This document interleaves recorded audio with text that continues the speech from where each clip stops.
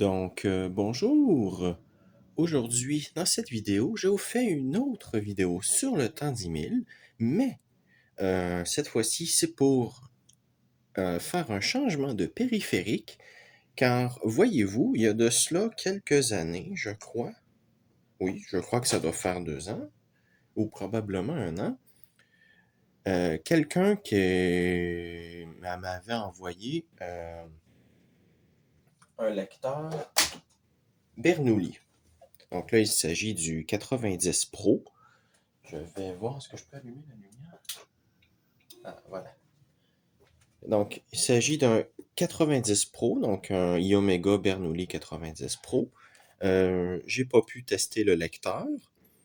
Donc, là, en ce moment, ben, il est toujours pas testé avec un média. J'ai pu le brancher, en ce cas-ci, sur un PC sur Windows XP. Windows XP l'a détecté et il semble fonctionner, sauf que ni moi ni la personne qui me l'a donné, on sait si le lecteur lui-même fonctionne. Donc, j'ai discuté de cela avec des gens sur l'IRC du Vintage Computer Federation et quelqu'un portant le nom de Glitch, un nom que vous le connaissez peut-être. Donc, en discutant avec lui, il m'a proposé une cartouche Bernoulli de 90 mégaoctets. Donc, pour ceux qui n'ont jamais vu ça, je vais vous la montrer. Hop! Voici une cartouche Bernoulli de chez Iomega de 90 mégaoctets. Et donc, j'ai eu l'idée de changer le lecteur SideQuest du Tandy. Pourquoi? Parce que le Tandy a un bloc d'alimentation de 65 watts et ce qui est grosso modo la même capacité que le bloc d'alimentation qu'il y a sur l'IBM PC. Et l'IBM PC n'a jamais été vendu comme un PC pouvant avoir un disque dur. Donc disons que là, je pousse un peu les limitations du bloc d'alimentation qu'il y a dans le Tandy. Et j'ai décidé de prendre un lecteur qui consommait moins.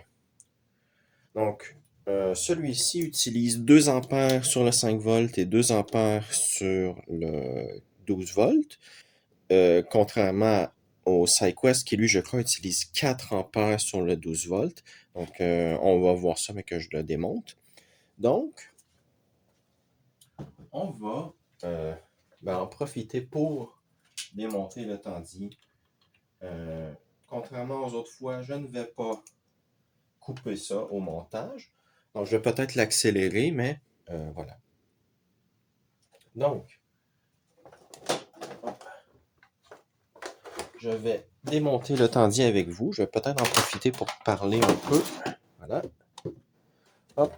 Donc, c'en est fini du SideQuest avec le Tandy. Pas parce que j'ai été déçu. J'ai rien à en redire. Les cartouches fonctionnent toujours. J'ai zéro problème avec. Mais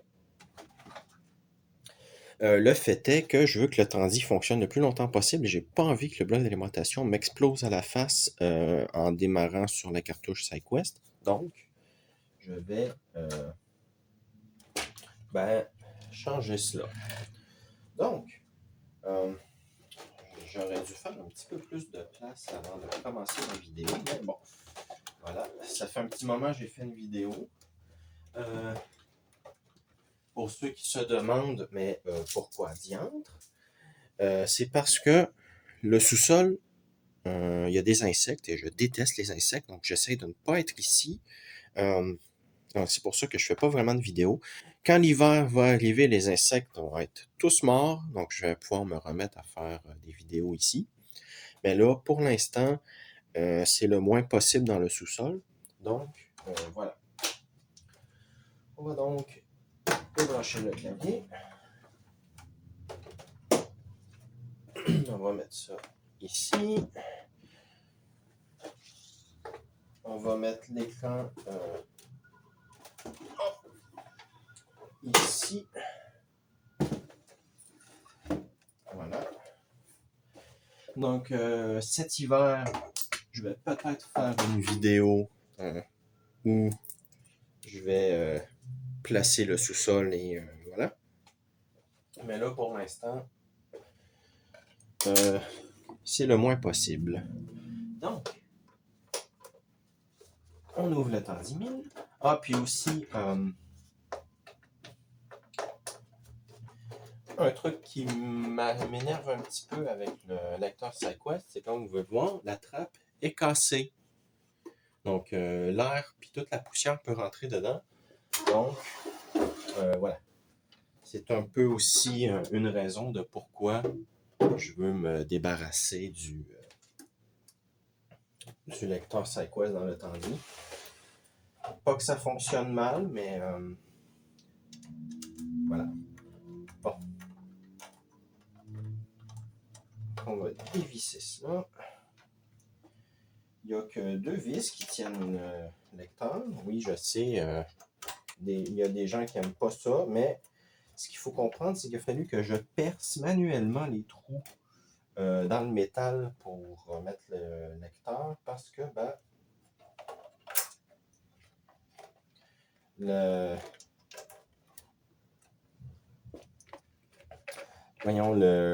cage de lecteur de disquette du Tandy n'a pas été fait pour avoir certains types de lecteurs à l'intérieur. Donc, voilà.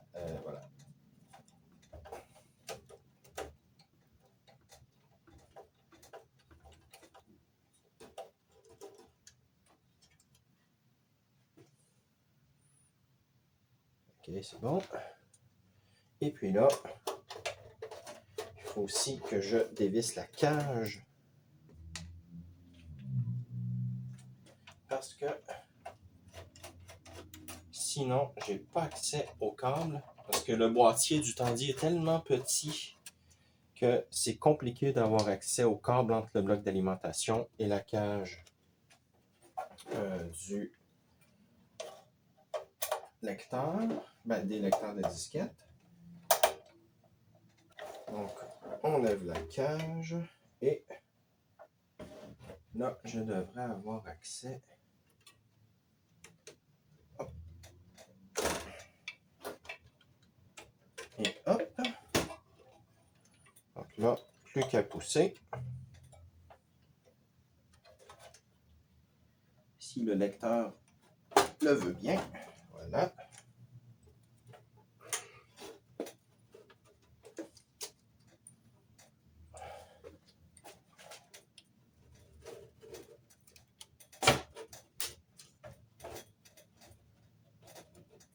Ah, j'avais oublié à quel point ça avait été dur de rentrer là.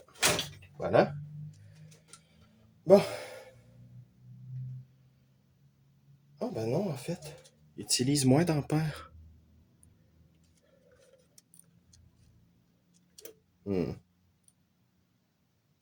D'accord.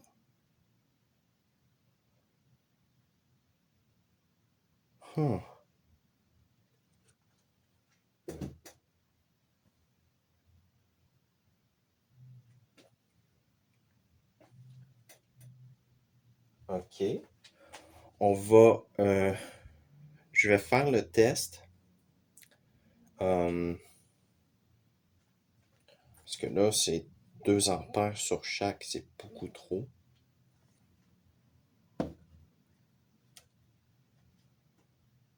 Quoique lui utilise... comment?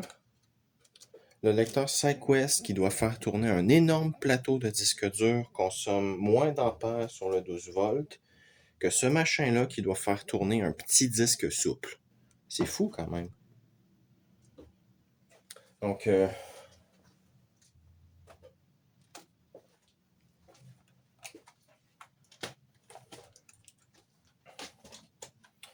je vais faire le test au moins pour voir si le lecteur Bernoulli fonctionne parce que là, en l'état, c'est pas très intéressant. Puis là, il faut que je mette les paquets de résistance. Hop. Où est la pin 1 là-dessus? Bon.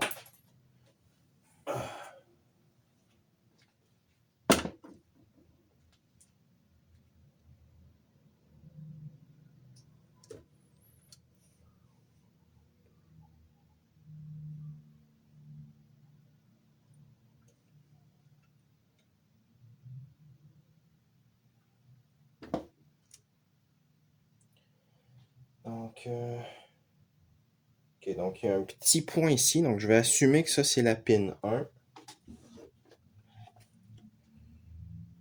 J'espère que je vais pas me tromper. Ok, donc ça aussi, je vais assumer que la pin 1 va de ce côté-là. Et hop.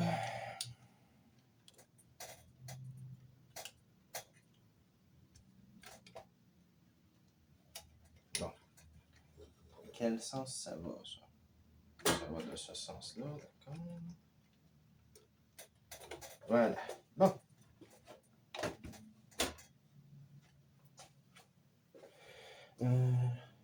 J'ai une disquette là-dedans. Ouais. Donc, on va mettre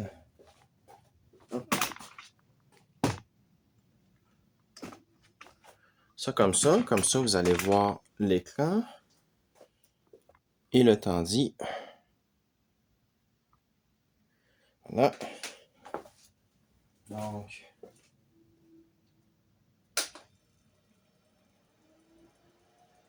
ok.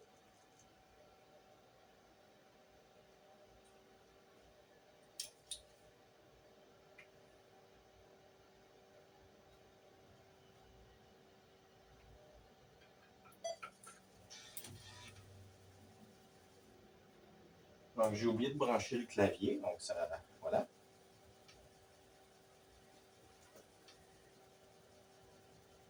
Ok, donc le lecteur de disquette n'est pas obstrué par le boîtier.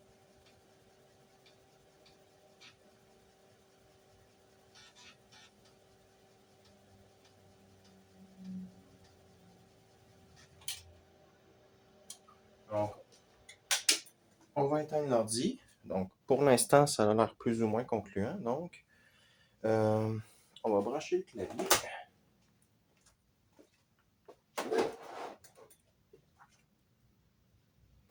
Et hop. Et voilà. Donc là, j'espère que ça va m'afficher que le contrôleur SCSI reconnaît le lecteur Bernoulli.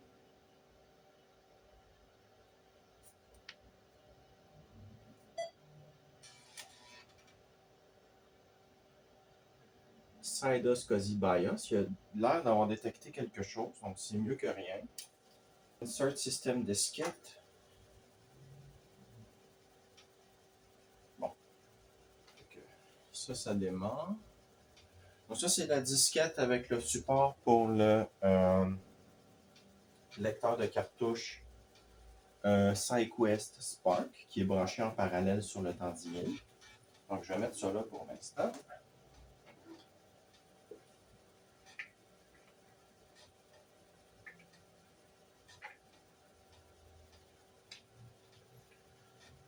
Ah, C is now activated. Donc en fait, il n'y a pas l'air de voir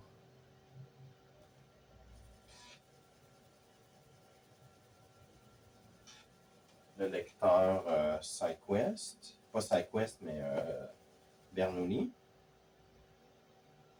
OK. Si j'insère une carte, ben, la cartouche.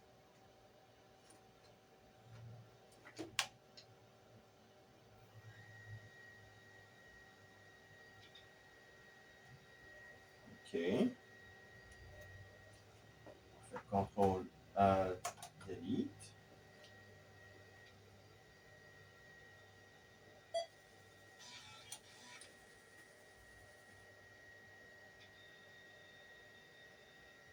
One SCSI drive found. OK.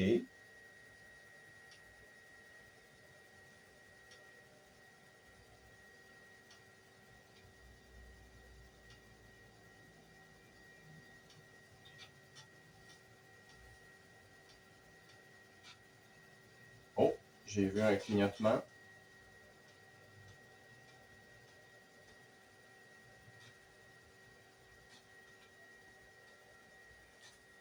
Ah, voilà. Maintenant, c'est le disque D. le SideQuest.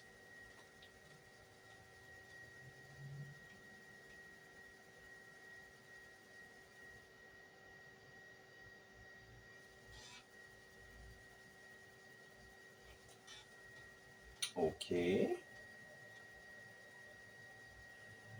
Donc là,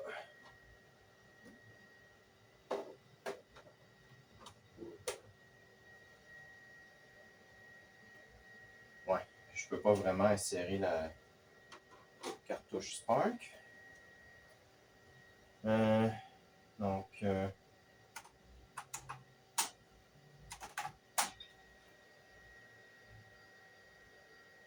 ah tiens, il y a des répertoires dedans.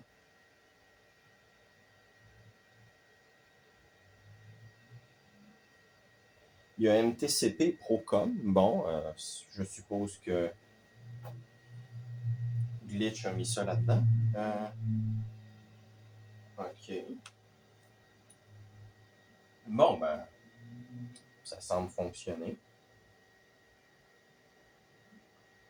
Même si, bon, je vais pas vous cacher que je pense pas que je vais mettre le lecteur Bernoulli dans le Tandy parce que 2 ampères, c'est beaucoup trop.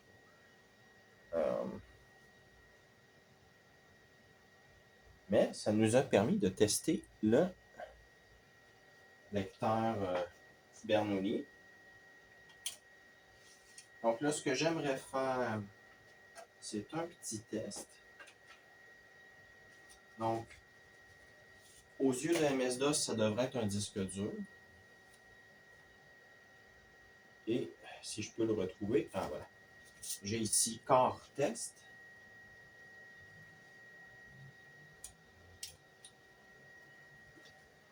Donc, ah.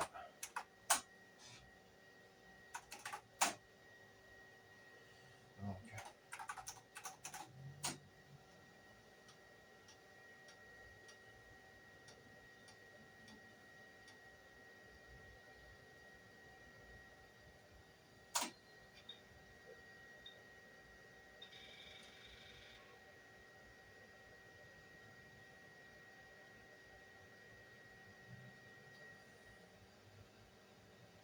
OK. Bon.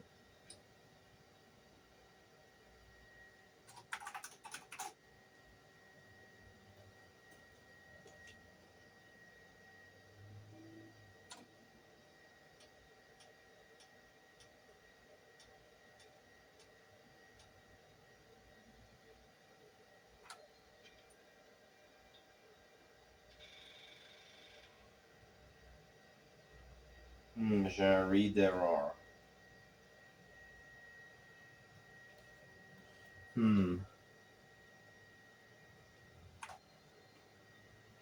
Peut-être que c'est juste de la façon que fonctionne le lecteur sur avec le contrôleur SCSI là, qui fait peut-être le problème. Là, je peux pas dire.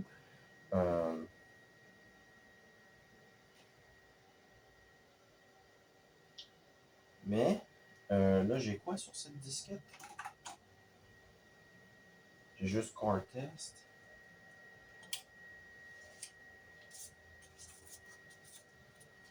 On va voir. Est-ce que j'ai format?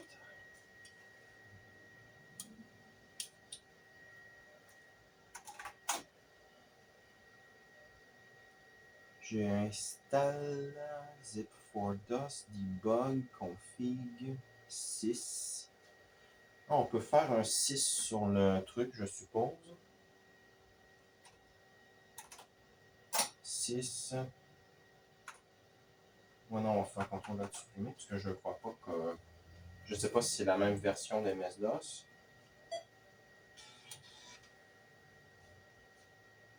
Bon.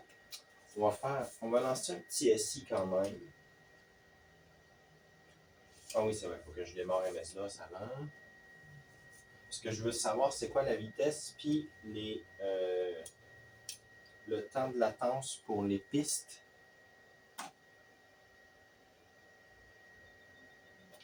Tiens, quand je fais entrer, il redémarre.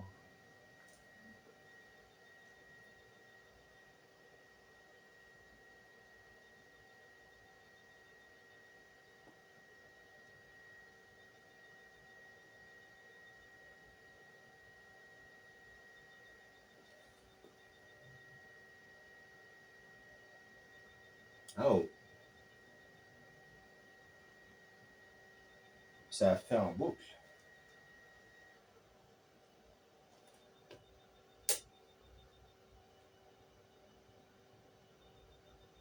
OK.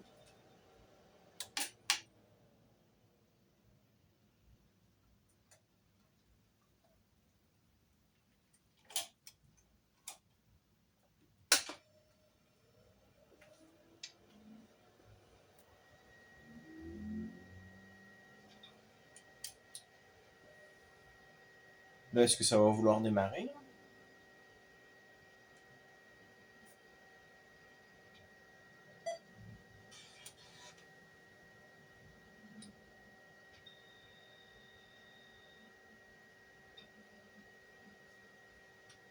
OK, donc ça démarre.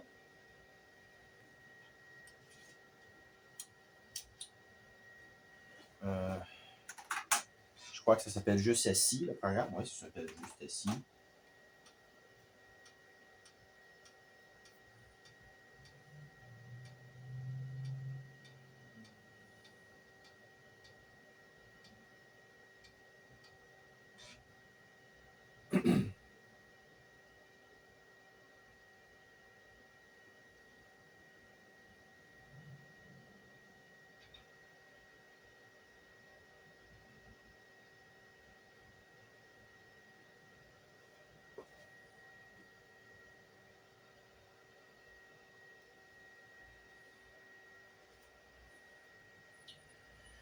Bon, donc Alt D, non. Ah, performance, vitesse du disque.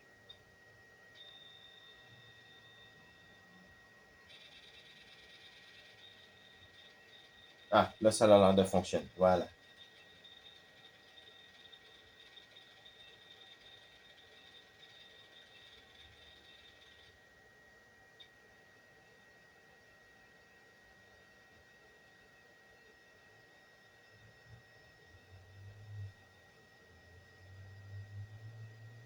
Ouh!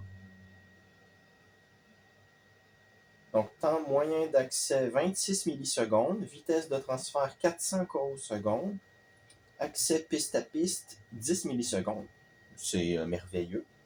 C'est dommage que je ne pourrais pas l'utiliser dans le Tandy.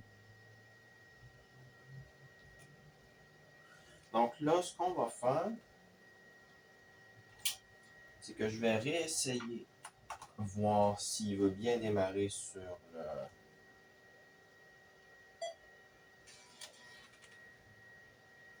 le Bernoulli. Si ça ne fonctionne pas, je vais essayer des cavaliers différents dessus. Si ça se trouve, ça va fonctionner.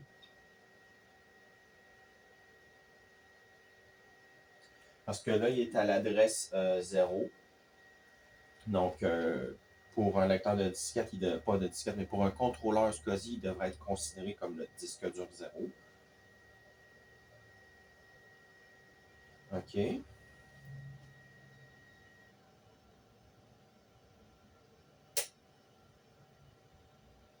Hein? Et on va éteindre l'ordi. Donc, est-ce que j'ai un cavalier sous la patte? Il me semblait que j'avais des cavaliers qui traînaient, mais je suppose qu'il n'y en a pas. Donc, je vais déconnecter celui-là.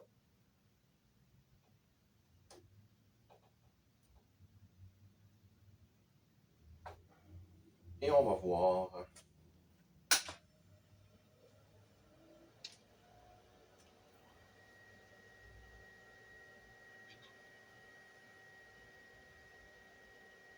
Parce que j'ai regardé le manuel, puis le manuel, j'ai trouvé le manuel que pour le modèle 150 mégaoctets, mais le modèle semble avoir les mêmes cavaliers que celui-là. Et, euh, ils sont tous écrits comme réservés. Donc, je ne sais pas si... non, ça ne veut pas.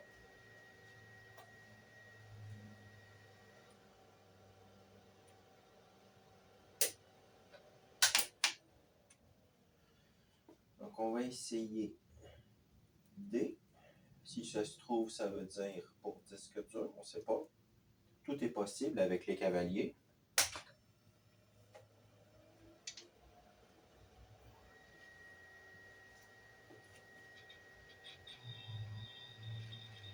Oh! Je crois qu'on a découvert le... En fait, c'est pour diagnostic.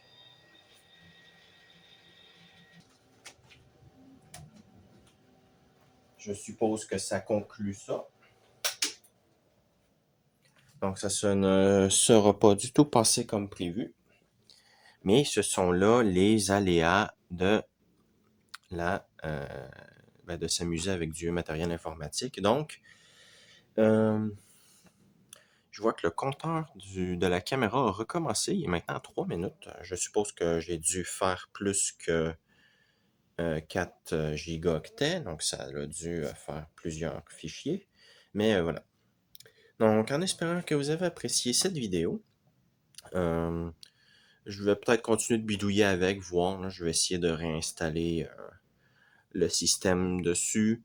Si ça fonctionne pas, ben, c'est pas très grave. Ça vous aura fait une petite vidéo. Donc, voilà, en espérant que vous avez apprécié et à la prochaine.